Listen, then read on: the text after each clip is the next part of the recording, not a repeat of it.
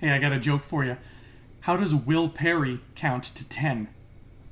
Well, he doesn't use these, I can tell you that much. Too soon? Hey everybody, welcome to Thumb Together TV. My name is Andrew Fantasia, and today we're going to be talking about His Dark Materials Season 2, Episode 4, The Tower of the Angels Together. As usual, if you enjoyed this video, please feel free to give it a thumbs up and give some love to that subscribe button as well. What's Tower of the Angels all about? It's all about a tower of angels and some other stuff. That goes without saying. Right off the bat, I love how this episode starts because it really takes a neat little deep dive into the lore of this world. Because this world's got a lot of lore, and it's got a lot of worlds within it, and each world has its own lore in turn. This is why this is such a fun playground.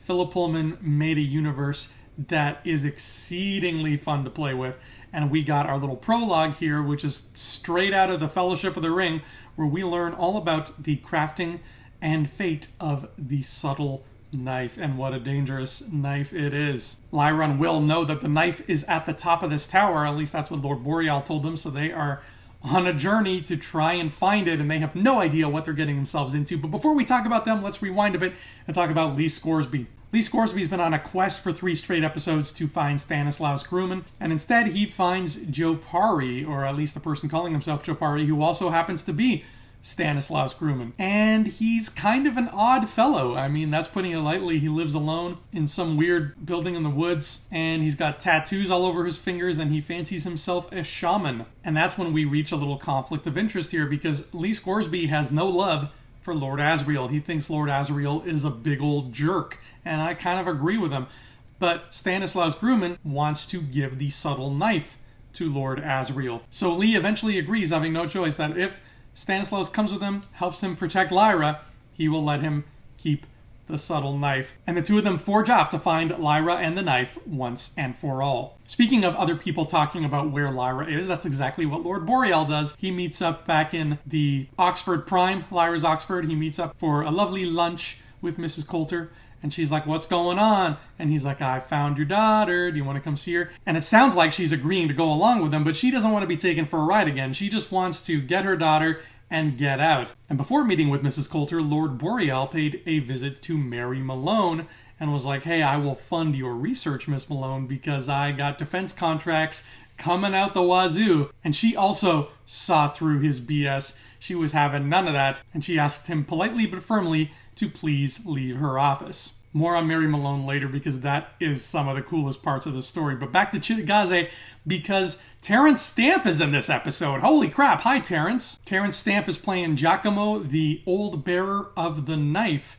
And I stress old, because Terrence is looking mighty old, and he has had the knife for many years, and he's trapped at the top of this tower hiding from the specters that are running around town, but he doesn't have the knife anymore. And when Will and Lyra finally come across him at the top of the tower, it's some strange boy who attacks them holding the knife. And man, this boy has more than a few screws loose. In fact, I would say the screws are missing entirely. He and Will get into a scuffle, and honestly, even though I read the books twice, I forgot that this happened, so I was caught off guard and I gave a little gasp. Will doesn't walk away from the battle unscathed. No, he walks away from the battle minus 2 of these, because that's a very sharp knife. I'm the kind of person who just gets queasy whenever injuries happen, whenever pain is inflicted on my body, and just seeing Will lose a couple fingers and just start bleeding everywhere and still have to stand up and keep fighting this kid. Will is made of sterner stuff than I am. I would have dropped to the floor at once, but that's just me. But it's okay, all is well, because he fought off the kid, he got the subtle knife, and he is now the new knife bearer. And folks, if you have never read this story before, I want to welcome you to the sheer audacious wonder that is the subtle knife. And I love the way they depicted it here on the show. It's the sharpest thing in the universe, and it's got 2 edges, like every good knife should. One edge, this sort of normal looking edge here, can cut through any solid material, skin, bone, rock, a kiwi, whatever. Whatever you want to cut, it'll cut. But then you got this other edge, this edge that kind of glows with an incandescent light, and that edge, folks, cuts through dimensions itself. And it takes a bit of mental fortitude and practice before you can just go around cutting open dimensions willy-nilly. And Giacomo gives Will a lightning round sort of Yoda training demonstration of how to use a subtle knife in such a manner to open up holes and then to close them. And he imparts 4 special rules. Oh, wow, Will can't do this anymore. But he imparts 4 special rules on Will regarding the knife, and they are very important, and they're going to come into play throughout the story. So let me remind you, those rules are, number 1, if you open a hole, always close it. Number 2, never let anyone else hold the knife. Number 3, don't use the knife's powers for basic mundane things, like don't cut open a hole right here so that you can stick your hand in and then reach into your own refrigerator and pull a beer out of the hole. Don't do that. And number 4, keep the knife a secret. Because if it gets in the wrong people's hands, what do wrong people usually do? Now the question is Stanislaus Grumman the wrong people? Is Lord Asriel the wrong people? That's the beauty of his Dark Materials, is it doesn't necessarily spell that out for you. Is the Magisterium the wrong people? Absolutely. Lord Boreal should not get that knife. Father MacPhail, dear Lord, should never even see that knife.